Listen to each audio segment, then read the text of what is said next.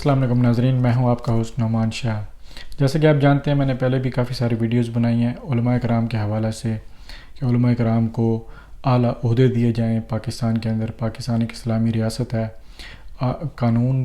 اسلامی قوانین کا نفاذ اس وقت تک نہیں ہو سکتا اسلامی شریعت کا جب تک ہم علماء کرام کو اہم عہدے نہیں دیتے۔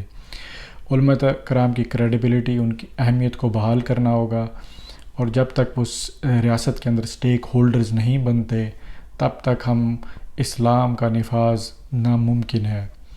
یہ ایک ہسٹوریکل فیکٹ ہے، یہ ایسا نہیں ہے کہ ہم خواہ علماء کی سپورٹ کر رہے ہیں یا علماء کی حمایت کرنا چاہتے ہیں۔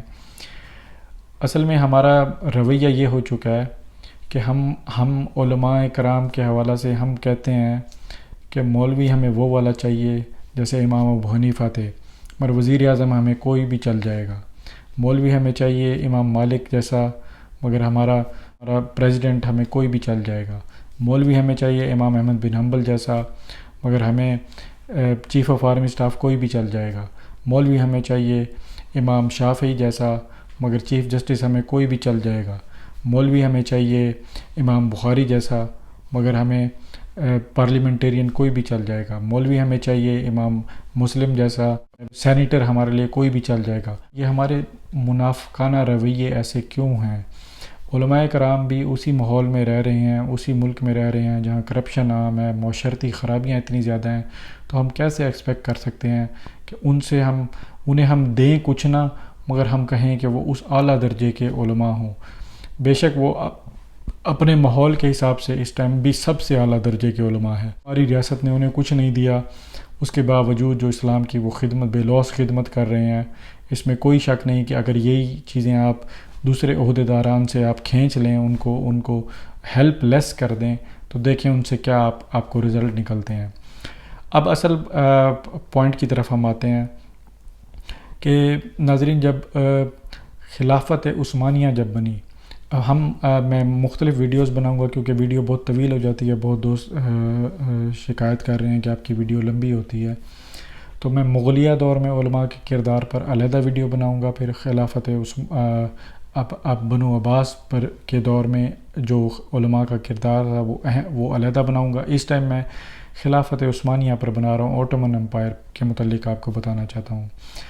ناظرین، جب باجزید یلدرم کے بعد مراد II یعنی سلطان محمد کے بعد، باجزید یلدرم کے بیٹے سلطان محمد کے بعد جب مراد II جب خلیفہ بنے، مراد II جب خلیفہ بنے، تو انہوں نے شیخ الاسلام کا عہدہ جو بنو عباس کے دور سے چلا آ رہا تھا، یعنی غالباً 3 یا 4 سینچری میں یہ انٹروڈیوس کرایا گیا تھا بنو عباس کی طرف سے۔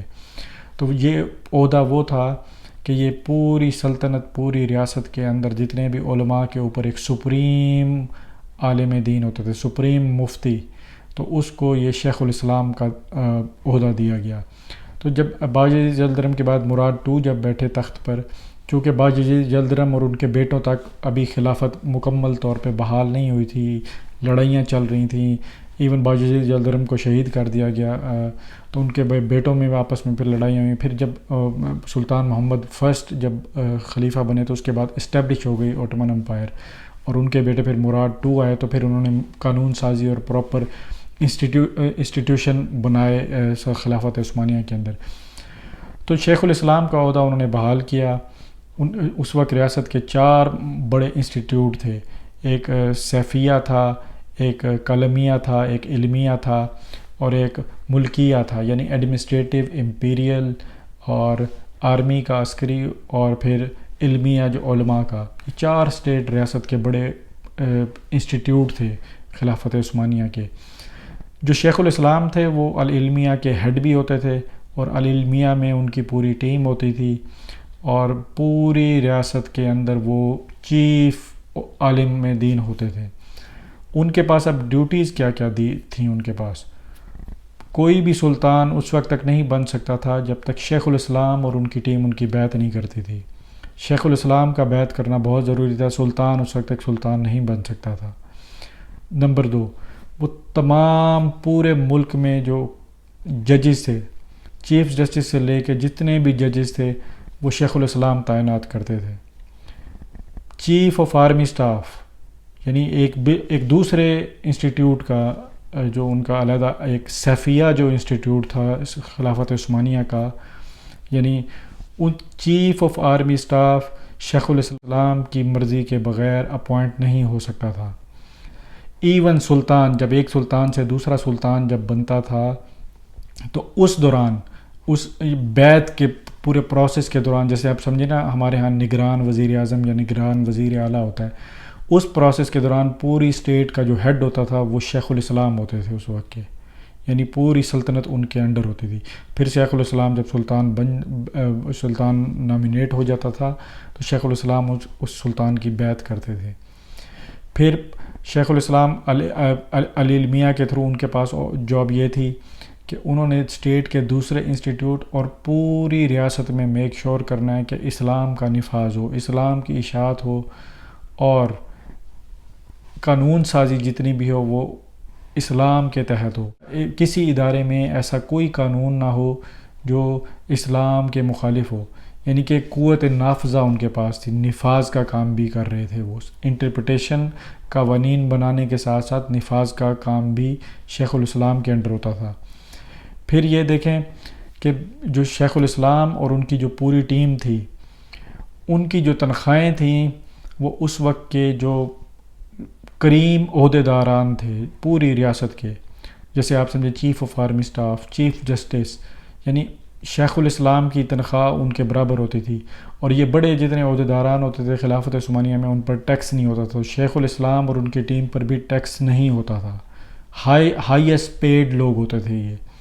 پھر اس کے بعد یہ جب سلطان محمد فاتح نے استنبول فتح کیا، یعنی کانسٹنٹینوپل یا قسطنطنیہ کہہ لیں، جب کی فتح کی تو اس نے 8 چرچز کے اندر ان 8 چرچز کو مدارس میں تبدیل کیا، اور 8 چرچز میں ریسرچ سینٹر بنا کے شیخ الاسلام کے حوالے کر دیے، اور استنبول میں وہ قائم رہے 1924 تک۔ یہ یاد رکھیں کہ سلطان مراد دوم سے لے کر 1924 تک جب تک خلافت چلی ہے، تب تک 500 سال شیخ الاسلام کا عہدہ رہا ہے خلافت عثمانیہ کے اندر، 131 شیخ الاسلام گزرے ہیں، یعنی جب خلافت ختم ہوئی 1924 میں تب شیخ الاسلام کا انسٹیٹیوٹ یا عہدہ بھی ختم اسی وقت ہو گیا تھا۔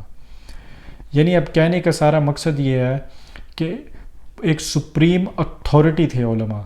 جب آپ علماء کو ایسے عہدے دیتے ہیں، جب اتنی بڑی جاب دیتے ہیں، پھر آپ ان سے ایکسپیکٹ بھی کرتے ہیں۔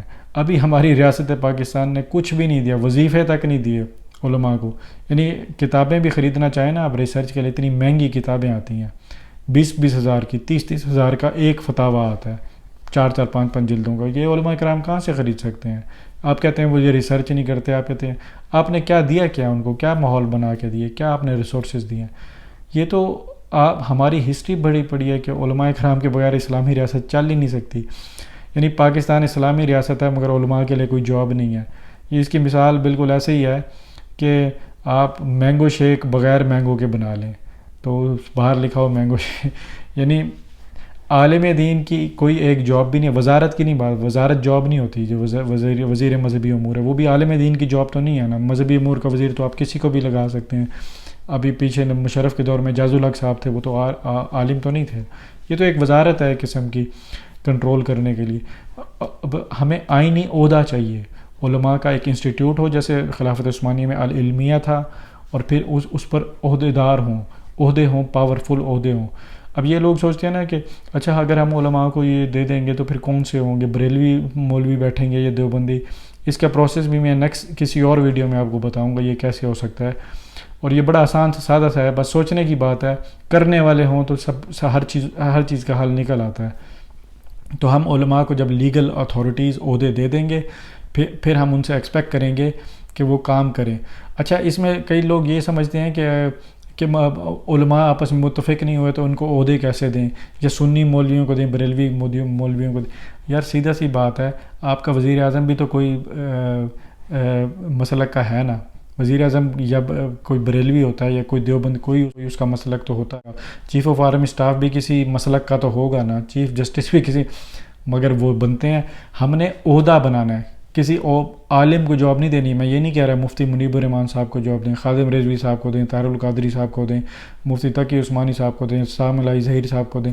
میں کسی عالم کا نہیں, میں کہہ رہا ہوں کہ ریاست ایک عہدہ بنائے, جیسے شیخ الاسلام ایک عہدہ تھا, گرینڈ مفتی کا ایک عہدہ بنائے, اس کے نیچے انسٹیٹیوٹ ہوں, پھر اس کے سلیکشن کا پورا پروسیس ہو.